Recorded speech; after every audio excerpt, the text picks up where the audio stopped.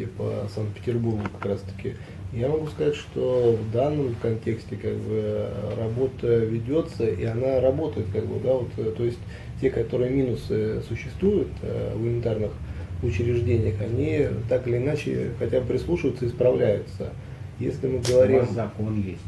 Да, вот я говорю, что вот хотелось бы, чтобы то же самое экстраполировать это как-то все-таки на вот общественность, да, вот и чтобы появились вот эти вот общественные организации, которые могут контролировать, могут указывать на вот эти вот минусы и недочеты, которые, в принципе, мы все видим, да, то есть любую там программу, которую мы просматриваем, которая принимается в том или ином виде, мы видим ее минусы.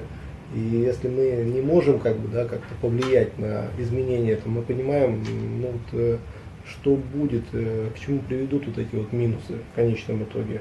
В конечном итоге, как вот мне кажется, ну вот касаясь именно, скажем, программ здравоохранения, мы в конечном итоге можем потерять людей. Вот, наверное, вот на этой, так скажем, такой достаточно пессимистической ноте. Да почему пессимистически? Действительно, вы контролируете